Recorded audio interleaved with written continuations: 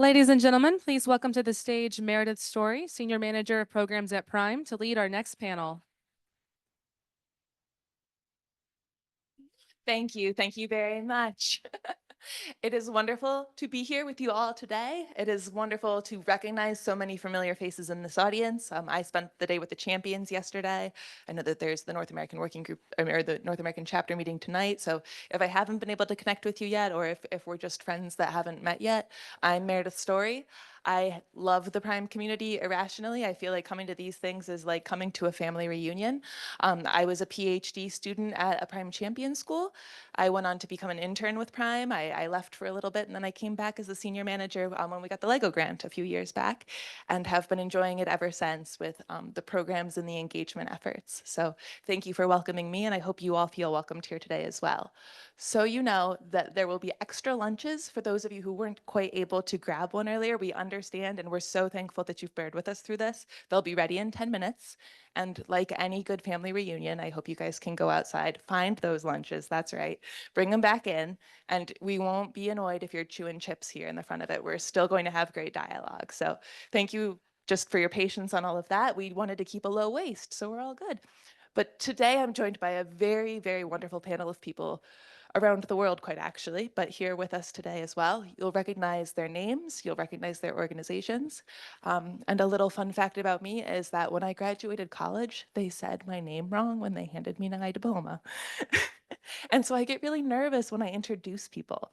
So I feel like it is only for the best that you each introduce yourself. And if I could ask that when you do this, it's the real thing. It's, I want to know your name, I want to know what you do, but I want to know what you really do. So I'm programs and engagement, but what does that mean? That means I get to hang out with the community and play all the time. So like, let's build into it a little bit. So Sad, if I can start with you. It is. My name is Sat Sharma. I am the Chief Revenue Officer at Poets and Quants, which is a THE Times Higher Education company now for the past 2 years. And I've been a part of Poets and Quants since its launch more than 15 years ago now. I've been in higher ed for more than 20 years, the Princeton Review before that.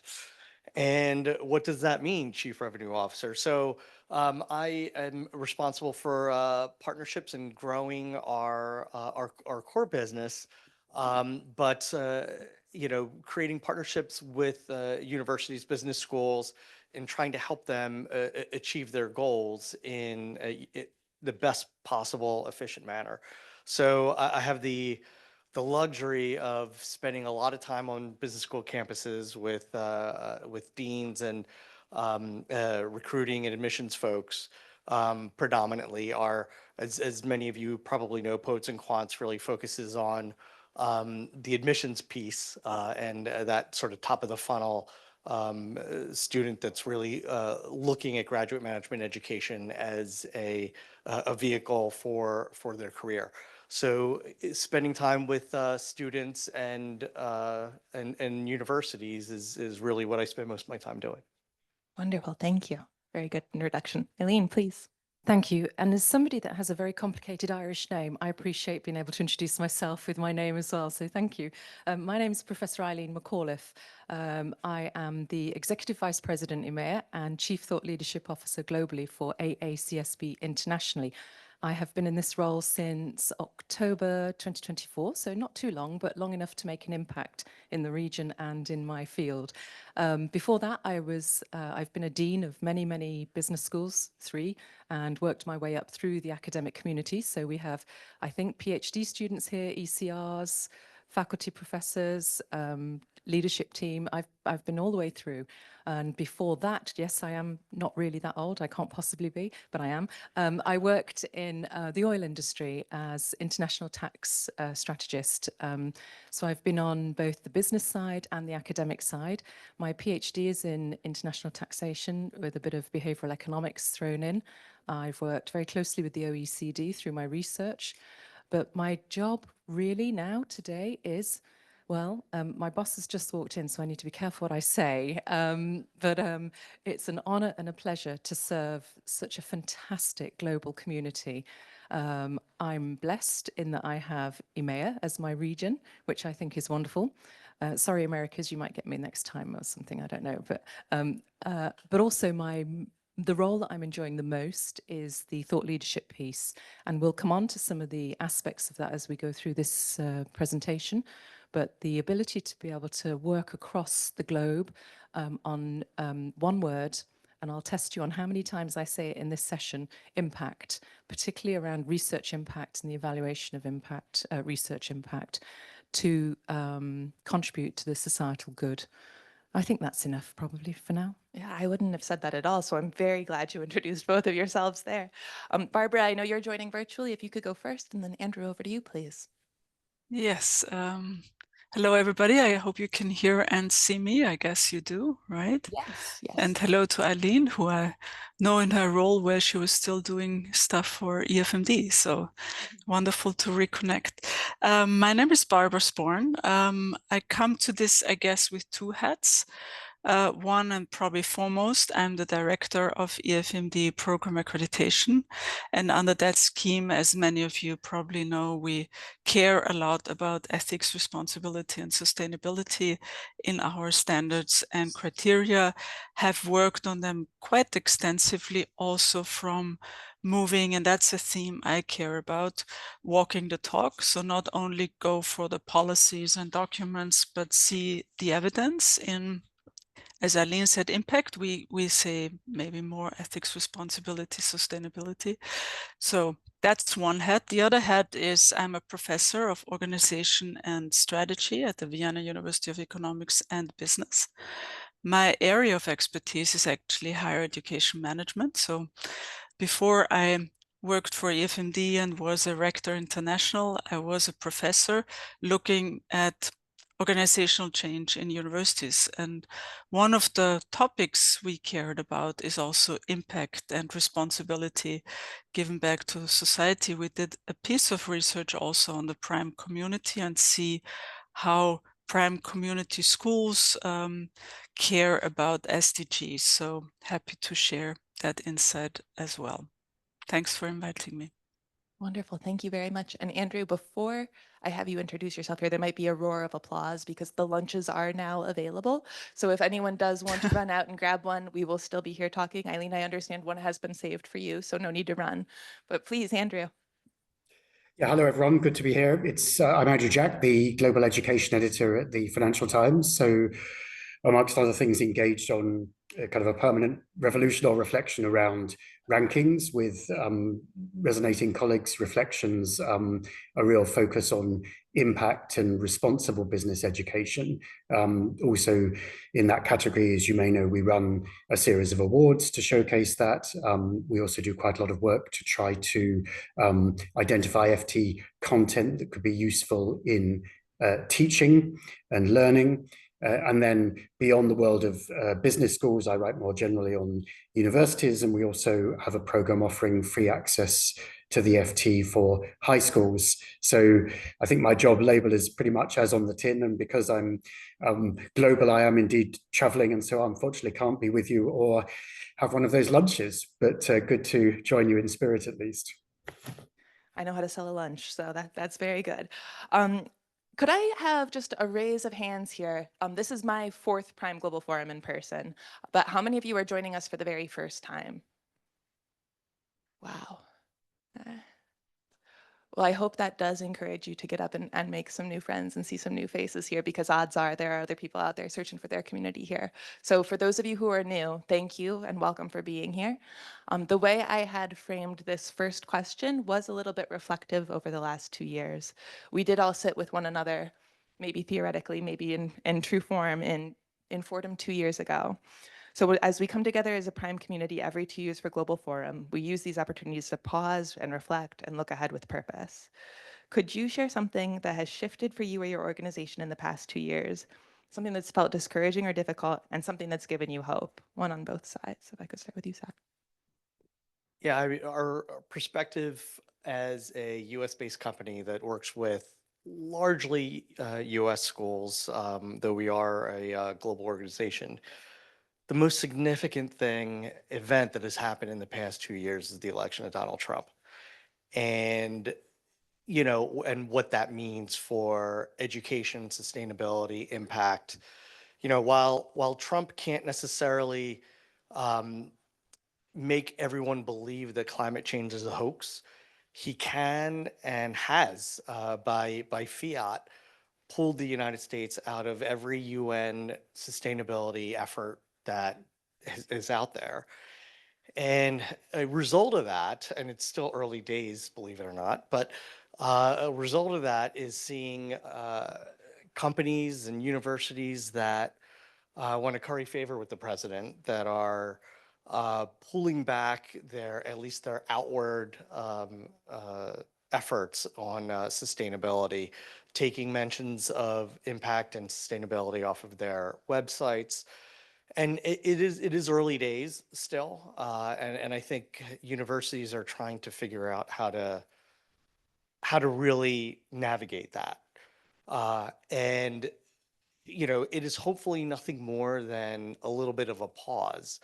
But what does give me hope is I do see and do hear of deans and faculty members that are quietly rebelling across the U.S. And while things may have been taken off the forefront, we haven't seen any systemic changes to curriculum or things like that yet. They're not advertising it as strongly as they were a year ago, but those efforts still remain, and so that gives me hope that as those rebellions, and we see a lot of things happening in the news, whether it's sustainability, DEI efforts, the sort of war on higher education that the current administration is engaging in. And we're seeing a lot of, this goes to a later question of yours, but a lot of courage from deans and faculty members in that area. And so that gives me a little bit of hope. Very good. It's like our very own academic Mayday call for Handmaid's Tale. I don't know if any of you have been following along with that, but it does feel a little too close to home, and I appreciate you taking that on. Eileen, please. Yeah, thanks, Sat. I think we're going to be following on the same theme, actually.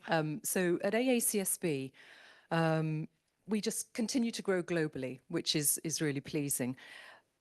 And it's not a but, it's an and. Inclusivity has taken on new meaning over the last few months, probably for us. It's a term that's become highly politicized, and in certain parts of the world, really volatile. I know you said in the US, it's one thing, quiet kind of backlash, I think you used, or quiet kind of rebellion. It hasn't been so quiet in the rest of the world, particularly in my region. It's been quite loud, and I'm proud of my region for that. And I stand beside them. So challenge, yes. But one thing that gave me huge hope, and I was so proud of, was the observation that we have such increased collaboration across disciplines and communities. So EFMD, Barbara's here, PRME, Andrew Caroli gave me such encouragement at times from RRBM. We stood together as a community in a very challenging time. So the hope is the strength of us and our community. And it for years, for as long as I've been in business or in business schools, it's been relatively stable. The kind of national politicians have a go at something or other, but I've never seen anything so seismic as this, and the impact it's had on the business and management education's ecosystem globally.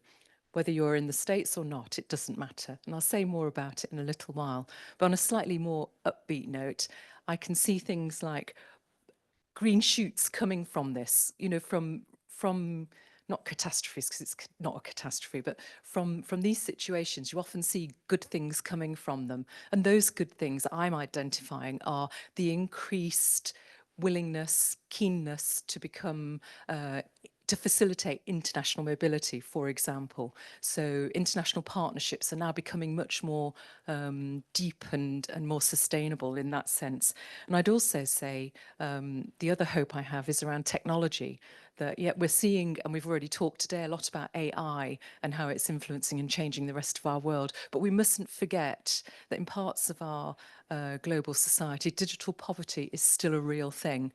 And it's a real thing that we must make sure that we don't leave those behind as we race forwards. So I hope I've given you lots of hope and a little bit of Exactly. Perfect. Perfect. And Barbara, if I could pass to you next, please. Sure, yes, thank you. I want to share two things that where I'm coming from are pretty stark changes in the higher education ecosphere. One is the threat to academic freedom. It resonates also with what is happening in the US, but it's coming from a different angle when you look at Hungary, the Slovak Republic, what have you. And the other one is the refugee crisis and the war that is going on our continent. And both are extreme threats on what we are as universities and how we tackle the problem and how we integrate it actually in our accreditation scheme. On the institutional level, I must say that a lot of small, if you will, grassroots activities have been evolving and really helped to counterbalance these really terrible trends. There is something called Scholars at Risk, where institutions in Europe and beyond stand together to help those that come from very volatile backgrounds, if you will, as far as the higher education ecosphere is concerned. And the other one is integrating students all over the world into our programs in the sense of maybe internationalizing the classroom, but even more so providing an intercultural learning sphere, which really helps the students to learn how to tolerate different views, how to collaborate, how to work together. I find this on the institutional level really comforting responses to crises that are not easy at the institutional level. And obviously, then as accreditation agencies, we try to respond. So we try to understand what this means for programs and institutions and evolve with that trend. So we learn that we can be flexible and still keep our standards alive. And I find this a very comforting experience, both personally, but also institutionally for my university, but also for my accreditation job. Very good. Very good. Thank you very much. Andrew, if I could pass over to you then. Yeah, so I totally agree with what we've heard earlier. I think, what we're seeing in terms of the assault on universities, in terms of academic freedom, in terms of squeezing of funding, and around, of course, targeting of issues including ESG, sustainability, diversity, equity, inclusion is very troubling. If I'm to go one stage deeper, to not simply repeat what others have said, I suppose also putting this bluntly, and you know who you are, I've also been frankly very disappointed in the level of pushback to those political acts, by organizations and amongst others by universities that have been very slow to actually resist, criticize, put forward the reasons that some of these decisions are wrong or short-sighted, and to communicate in public. And I think that's a very worrying sign. And I've seen it living in the past in Russia and other authoritarian regimes. If you don't push back and resist, don't believe that things will, simply just disappear. I think we're living through a political structural change that's deeply worrying, and resistance is necessary. If you're one of our speakers who's following along, we're going to take those comments and jump down to a few more questions from there. Andrew, I'd like to pass it back to you just based on what you're saying to turn it around a little bit. Being in a difficult time takes courage. And I think you have a very captive audience here of people who are committed to responsible management education, deans, educators, students. activists of all sorts within our own institution, and that's what's brought them here today, and that's what's given them that interest in Prime. It's a difficult space, but it requires that courage. Where do you see courage emerging from right now? What examples have you seen? Sorry, I believe it's muted. Apologies. Yeah, as Barbara and others were saying earlier, I mean, clearly there are actions both within and far beyond universities that we've seen.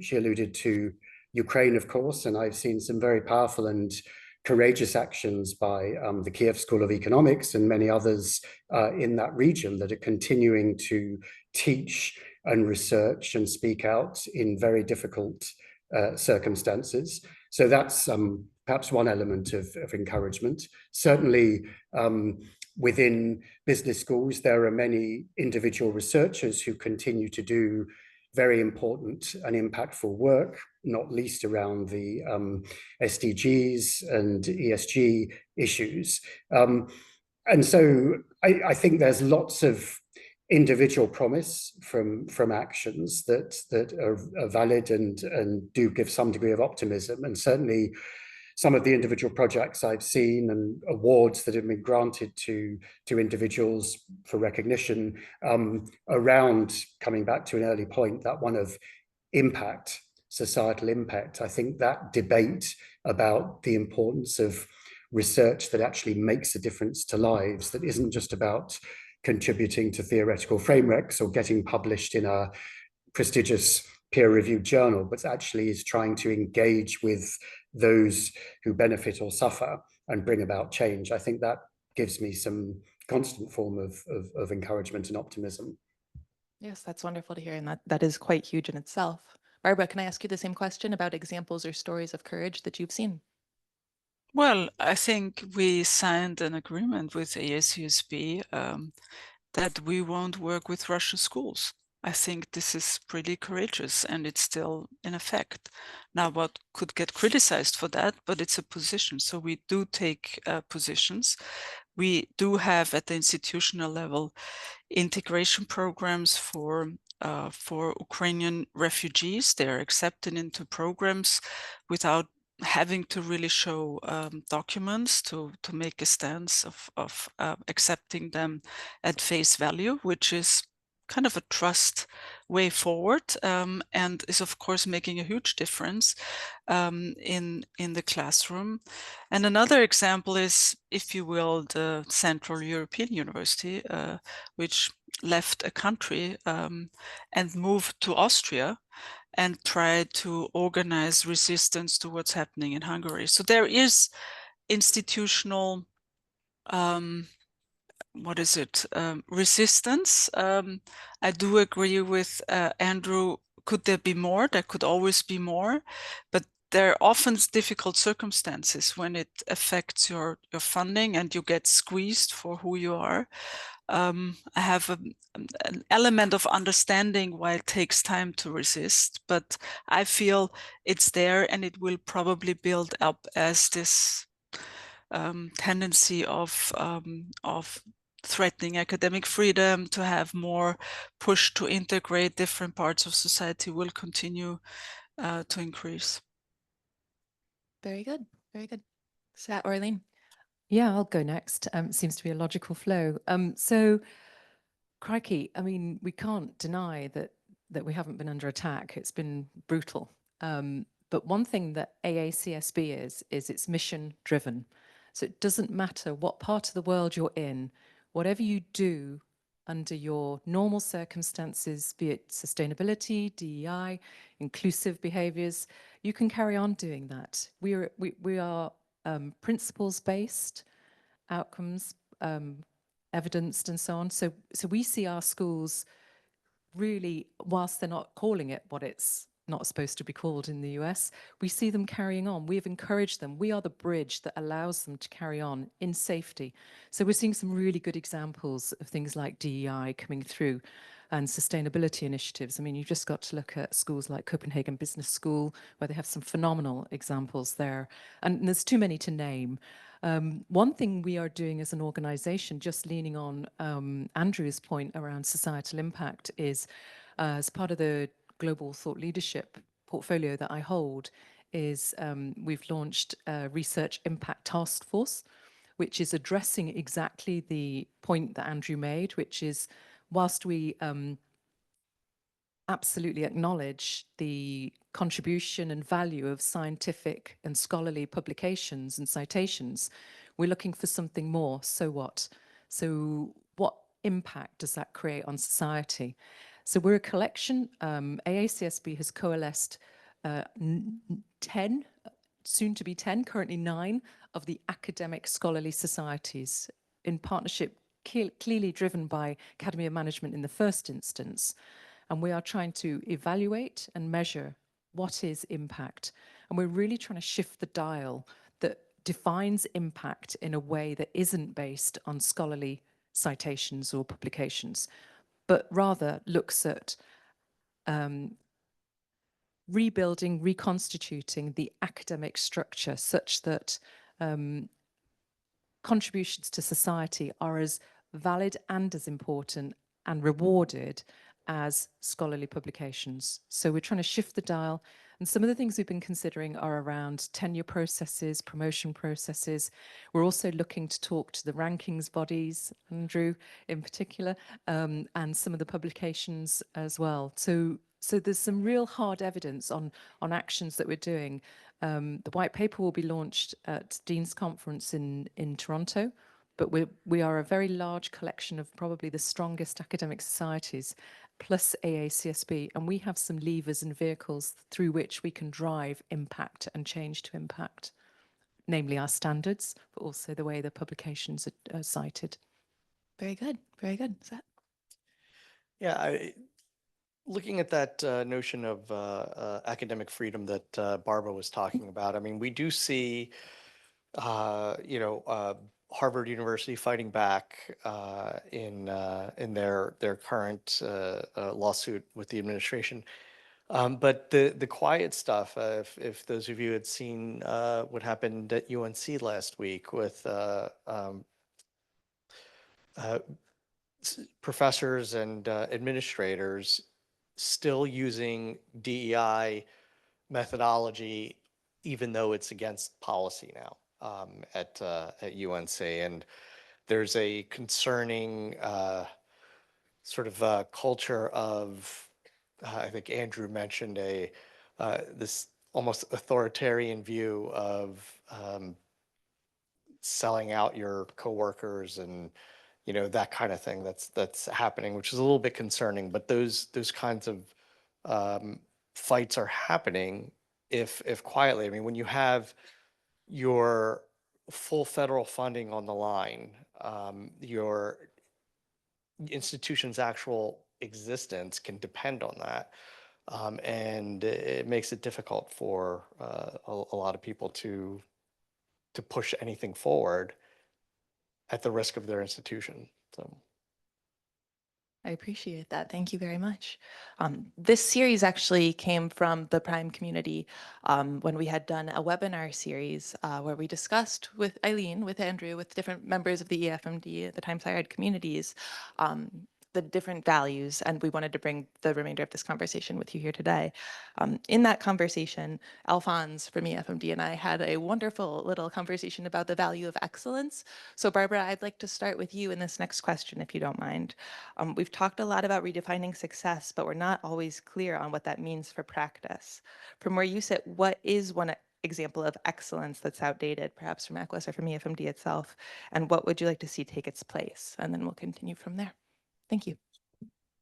Sorry, I had a hard time hearing you. Can you rephrase the question? I apologize. No, absolutely. What's one definition of excellence that is outdated, and what do you think could take its place?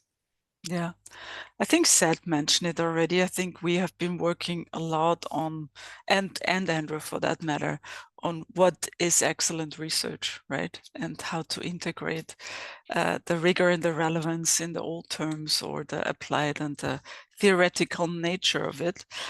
And it's not an easy task to be done in an institution at the institutional level, because at the end of the day, you have to revise your promotion and tenure criteria.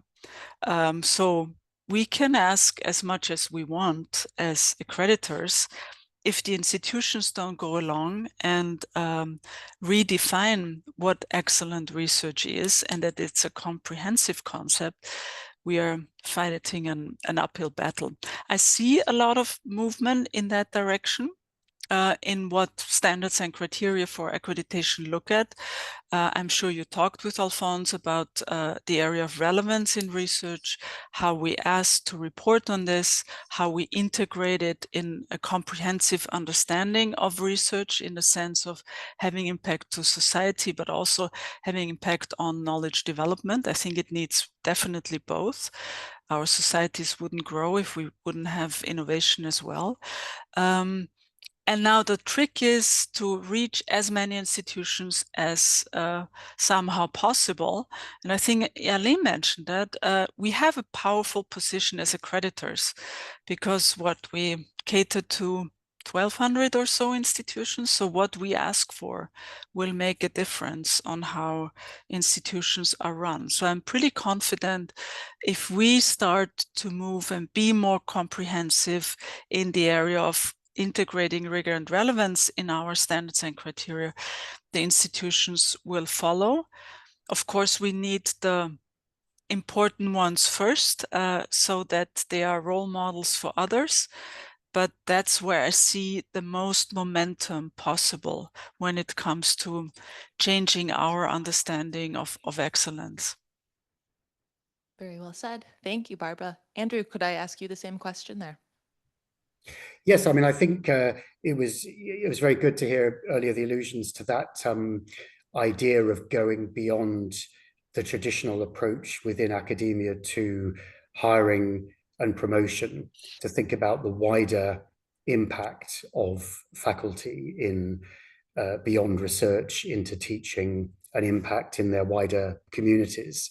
And so I think that traditional, core metric of internally focused academic success around the tyranny of peer publication, peer-reviewed publication, to put it bluntly, often in quite theoretical contributions to journals read by very few people, and reframing it around, business schools of all academic disciplines, in my view, should be focused on the world beyond academia. And therefore, the more we can reframe, as I've heard others mention here, and I'm a big advocate of this idea of rigor, yes, because you still want credibility, but matched with relevance, i.e. societal needs, and with resonance. In other words, ensuring that the insights are disseminated first and foremost to students, because of course that's the primary and the core and captive audience who come from and will go back into the world of practice, but also into other forms of output to share insights that can be implemented. Very good. Yeah, Eileen. Yeah, thanks. I'm just going to introduce something a little bit different, but then come back around to that. So I think one of the current measures that I hear a lot about in the business school world of excellence is around graduate salaries. Oh, they've done really well. They've got a really highly paid job. And I think gone are the days of that as a metric. I mean, I might be unpopular in saying this, but I think I talk to young people today and they are equally, if not more, interested in purpose. So the purpose of their future career and the environment they're in. Of course, they want a decent salary, but I think there's a bit of a shift there. And perhaps even more. So they want to know that they're making a difference in the world, and that today's world has there's no lack of opportunities for that impact to be felt. So graduates can make a real impact. But as I said, I'm circling back round to impact. And I would really like to see this at the top of the rankings in terms of impact, impact of business education. I'd really like to see it taught seamlessly embedded within the curriculum for students, because we often talk about business school environments, but we sometimes don't talk enough about the students and what they go on to do. And a lot of them go on to be, our next PhD team or our early career researchers. So there's something around that.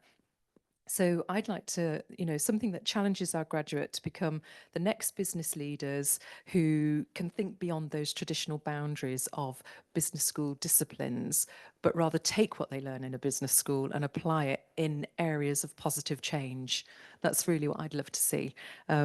So then we can start to see the shift in creating measurable societal impacts. I think that's quite hard at the moment. Well said, and bringing in the student and the societal impact component, which are both so important to the core of this conference. Sat. Eileen, you're exactly right, and I think one of the things that's missing from rankings is that metric, that leap from education to career outcomes and impact in those careers, and it's a really tough thing to measure. And if there's the only ranking that really addresses it at all is the FT, Andrew. And some of you may be aware of the Times Higher Education Impact Ranking, which is really a undergraduate ranking that we've been doing for past 6 years or so. We integrate all 17 SDGs into that ranking. And the good news is that we are piloting a version of that ranking for business schools with Poets and Quants and Times Higher Ed. So hopefully more on that soon. But I did want to address the question of outdated capability. And one of the things, not capabilities, definition of excellence, right? One of the things that I think is a bit outdated is how we think about globalization. And, from its sort of heyday in the 80s, we've seen some results of globalization that were perhaps a little bit unanticipated. Things like that, and this all goes back to our political environment, the immigration and how people respond to that, refugee camps and how people respond to that, and where it becomes an issue is how universities are thinking about that. We have, one of the things that we've done is we've sort of surrendered a lot of our industrial capabilities to other countries like China. And so as we're developing business curriculum, how are our students able to make up for that lack of capability here in the US to be able to look a little bit more inward and self-sufficient, while at the same time, obviously globalization is not going anywhere, but at the same time working with other countries and having this global mentality without losing core capabilities within our curriculums. So important, specifically when you speak to the curriculum. That's an excellent insight there. Thank you. I'm going to adjust the second to last question a little bit, if you don't mind, because you all did so well with the introduction here. We had originally asked kind of about who we are as people and individuals within our workspace. We all represent different parts of this ecosystem, the schools, the accreditors, the rankers, the networks, all of us together as a prime community. What is one thing that you wish people understood more about the institution that you represent, and how we as not members of each other's institution can work better together? What is an opportunity that we can bring forward, or an opportunity that you would be looking for in the space? I can start with the vulnerability here. Prime is a secretariat, Prime is an initiative, but when I think of Prime, I think of a community. And I think that that is a predisposition that I wish people would come to sooner. So to just be able to identify who we are in the space and how we can work best together would be lovely to discuss today. Sad, if I could pass back to you. Yeah, sure. So, Poets and Quants was founded as a way to start the process of democratizing business education for the wider end. We want to make graduate business education accessible to everyone. And one of the things that we do more coverage on rankings than Bloomberg does on their rankings. We do more coverage on rankings than Forbes does on their rankings, and so on and so forth. And the reason we do that is because we want to create a transparency in the marketplace. We want students to know that a top school ranking isn't the end. A ranking is the start of the journey. And understanding where a student wants to go, what a student's skills are, what industry they want to go to, what kind of impact they want to have, can come from any number of, I think globally we have over 16,000 business schools. And maybe the top 100, 150 get any sort of visibility. And so we would love people to, see that transparency in the editorial that we write, the analysis that we do, and the rankings that we cover, and even the rankings that we ourselves do, to make that process more open and more democratized. Very good. Thank you. Eileen? Yeah, thanks. So this is interesting for me because I'm here as an accreditor, but I've also lived the dean's role as well. And I remember thinking, gosh, I've been to AACSB's conference, EFMD's conference, I've got somebody working on Prime and I've got somebody doing this. And I think the one thing we could do, and AACSB would be really happy to work on this, is, understand that we are one movement, one group of strong voices that could work together to drive change if we work together in a partnership more strongly. So RME Week is phenomenal for doing that, so thank you. But as an accreditor, I wish others in the ecosystem could better understand that AACSB's role goes much further than accreditation standards. I know that's possibly the thing that keeps most of you up at night, especially if you're in a business school and you're coming up for a visit or something like that, and probably the same for EFMD. But we are an advocate for you, for your voice. We will work and try to move more than just gatekeepers of quality. We are partners in your progress. So our standards are intentionally flexible. They allow all our members to live in the ecosystem in which they do and pursue innovation, relevance, make change in their unique contexts. We don't tell anyone what to do or how to do it within a business school, but we're here to support you on that journey. So we champion business schools, our members, as drivers of positive change. And we do that primarily, we think we encourage, but possibly some schools on the other side might think we make people align to Standard 9, which is our societal impact standard. But it's not about that. It's about working in partnership with that. And I think we should all be working continuously together. And I think that's the key thing. Meredith, you've got some great names in the room today and online. Don't let them leave without pinning them down to do something together that shifts the dial for business and management education globally, and that everyone feels represented. Wonderful, wonderful. And back to just everyone that's here today with us. Barbara, if I could pass to you next, and then Andrew. Yes, thank you. I think, Meredith, my answer would bring all the other questions in a way together, because I strongly believe for EFMD and beyond that we are a community, and for that matter, an academic community. So we understand roles from different angles. We all have been, or most of us have been, deans or presidents or rectors, what have you. We have been professors in the classroom. We have been traveling internationally, and we can provide a platform as accreditors to share experience and, yes, to develop advocacy for the causes that we have to face. And that goes from what we talked earlier about wars going on in different parts of the world, political agenda that work against the institution.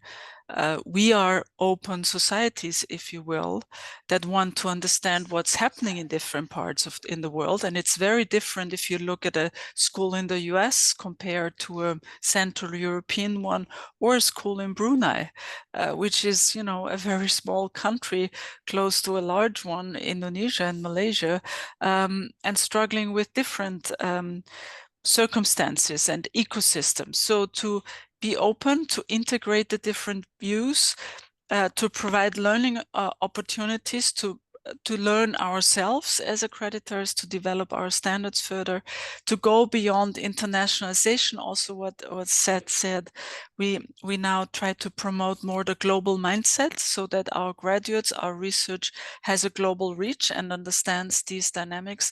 I think this is the big value proposition that we have in EFMD and other societies as well, to provide this academic community of hopefully like-minded individuals and institutions from different parts of the world to learn and to develop further whatever we are doing. I think that is very powerful also for me to be motivated in what I'm doing. Yes, powerful and logical. It makes sense with the community there. Thank you, Barbara. Andrew. Yeah, you asked what are the things you wished others would better understand about my role. I mean, first of all, the FT is not a rankings agency. We're not Moody's with, you know, hundreds of people and vast resources. We're a tiny handful of people working on this. And secondly, we certainly don't just do rankings. And indeed, one of the reasons I've developed, for example, some of our awards and some of the other initiatives and resources is to say that this has to be much more holistic and qualitative and not simply focused on a few metrics.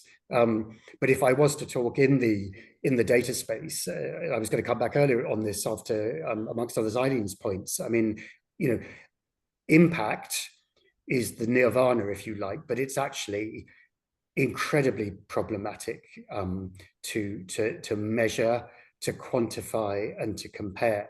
And I think, you know, there was sort of initial reflection around some discussions here on kind of, you know, frustrations and so on. And I think it's probably frankly unattainable to come up with any magic single number that could talk about the true and ultimate impact or compare the impacts. You know, how could you compare a research project that ultimately leads to perhaps saving, you know, human lives in a particular country with another one that might deal with, I don't know, tax reforms that arguably might lead to investment and job creation?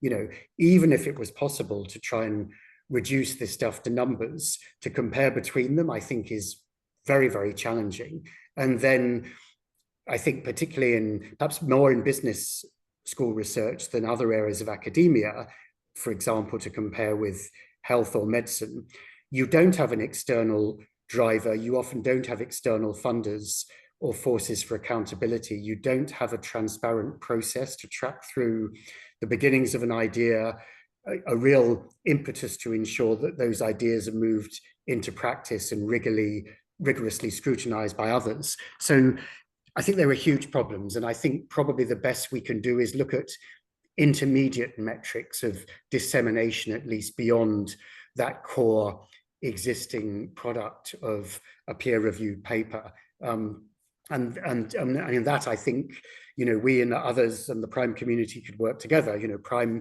obviously has the SIP reports, and I've been encouraging a debate around, it's great that those reports contain lots of qualitative insights into what schools are doing, but wouldn't it be wonderful if there were at least a few common standards or reporting metrics? Likewise for EFMD and for ASSB and others, you know, aren't there some sorts of common data sets that we could put together and that could be used by the community more widely to share and to benchmark around? So I think that would be a challenge and a sort of, you know, I think an encouraging way forward for the community to work on. I appreciate that. That leads directly into our next question here, because I think there's been a lot to think about from what's been said in this session, what's been said in other sessions, but we're not going to be together again for another year. And even then, we'll never have the exact group that we have together right now at this moment in time. So I would like you to fill in the blank. We've had extended response questions. Now we're doing fill in the blanks. I would like you to choose. You can choose any number of stakeholder groups, but what I've outlined here was deans, educators, students, accreditors, rankers. I challenge every blank to blank, a call to action there. So if there's more than one that you'd like to take a place on, or if there's half of one you'd like to take a place on, we can go from there. But whomever wants to start, because there is no social pressure from me on this. I'll go. I would challenge students to hold their universities and business schools accountable for the kinds of impact that they want to see. It's really the students that are driving the sustainability and impact efforts, and they should hold the university, their administrators, their faculty, and their colleagues accountable for those goals that they're trying to achieve. Well said. And in 2015, I feel like I was the only student at the Prime conference, and I thank you to Ernie, who's here in the audience, but all of the students that have been able to join us today as well. I think that that is an audience that we're happy to have represented here. So thank you for choosing to speak directly to them. Eileen. Yeah, and the other half of that sandwich is the educators. I was going to focus on deans, but I don't really think there's that many deans in the room. If you're a dean, put your hand up. Or yeah, there's a few. Yeah. So faculty, put your hands up. Yeah, there's loads more. Right, I'm going to target faculty and deans.